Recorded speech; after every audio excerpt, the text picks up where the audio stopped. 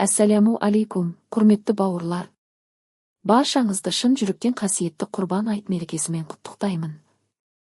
Зүл-хижжа айының 10 жұлдызы мұсылман үмметі үшін ең ұлық, ең қадірлі күндердің бірі. Бұл күн тек қуаныш пен мереке ғана емес, бұл жүректі тазартатын, иманды күшейтетін, адамды Аллаға жақындататын ерекше мүмкіндік.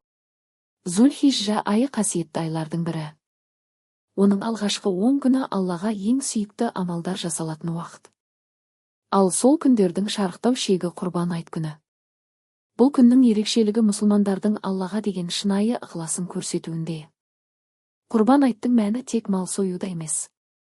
Оның түпкі мағынасы құрбандық арқылы Аллаға жақындау, нәпсіні тыю, өзіңнің ең жақсы нәрсеңді бөлісе білу. Бұл шынайы иманның белгісі. Бұл мерекенің негізінде Ибрахим пайғамбардың, алейкум сәлям, үлкен сынағы жатыр. Ол Алланың әмірімен ең сүйікті ұлын құрбан етуге дайын болды. Бұл Аллаға толық сеніммен бойсынудың ең жоғары дәрежесі. Бірақ Алла тағала оның ықыласын қабыл етіп, орнына құрбандық малын жіберді. Осы оқиға бізге бір нәрсені үйретеді. Алла бізден ет немесе қан емес, шынайы ниет пен тақуалықты қалайды. Құрбан айт күні таңертең мұсылмандар ерте тұрып, ғұсыл алып, таза киімдерін киіп, айт намазына барады. Бұл бүкіл үмметтің бірлік пен ынтымақта жиналатын сәті. Намаздан кейін адамдар бір-бірін құттықтап, жылы сөздер айтып, реніштерін кешіреді. Бұл күн кешірім күні. Егер жүректе өкпе болса, дәл осы күні оны босату керек. Кешіру әлсіздік емес, керісінше үлкен күш. Кешіре алған адам жүрегі таз адам. Құрбандық шалу жағдайы бар мұсылмандарға уәжіп амал. Бұл тек діни міндет емес, бұл әлеуметтік жауапкершілік. Құрбандық еті мұқтаж жандарға таратылады. Бұл арқылы қоғамдағы теңдік пен бауырмалдық күшейеді.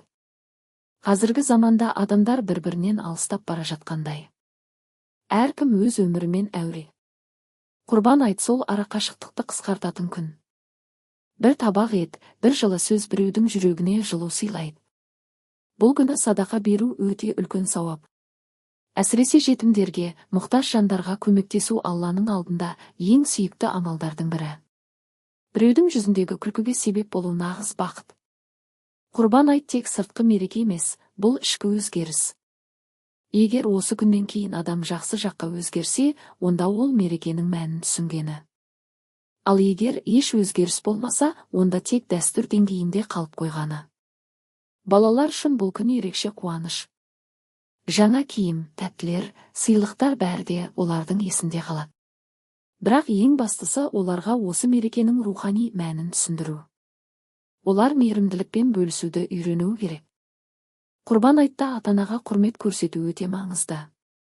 Олардың разылығын алу Алланың разылығына жетудің жолы. Бір жылы сөздің өзі олар үшін үлкен қуаныш. Көршілерді де ұмытпау керек. Көрші ақысы исламда өте үлкен орын алады. Бір табақ құрбандық етін беру, бұл да үлкен сауап. Бұл күн үміт күні. Қанша қателік жасасақ та, Алланың мейірімі шексіз. Бұл күні шынайы тәубе жасап, жаңа өмір бастауға болады. Көп адамдар өмірдің қиындығынан шаршайды. Жүрек ауырлайды. Құрбан айт сол ауырлықты Аллаға тапсыратын күн. Шынайы дұға жүректі жеңілдетеді. Бұл мереке бірлік мерекесі. Бай мен кедей, үлкен мен кіші бәрі бір сапта тұрады. Бұл исламның әдемілігі. Құрбан айтта риядан аулақ болу керек. Барлық амал тек Алла үшін жасалуы тиіс. Адамдарға көрсету үшін емес, жүректен шығуы керек. Алла тағала Құранда.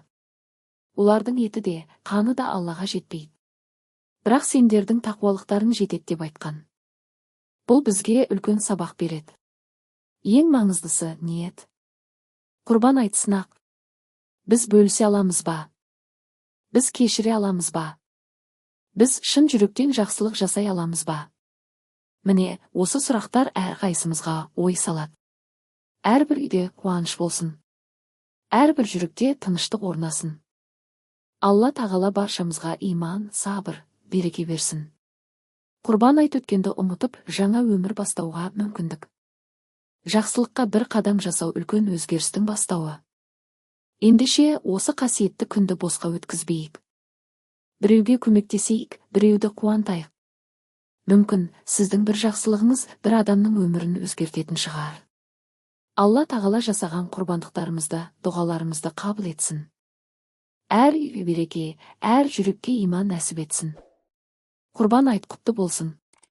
Осындай пайдалы, жүрекке жететін мәтіндерді жіберіп алмау үшін каналға тіркеліп, бөлісуді ұмытпаңыз.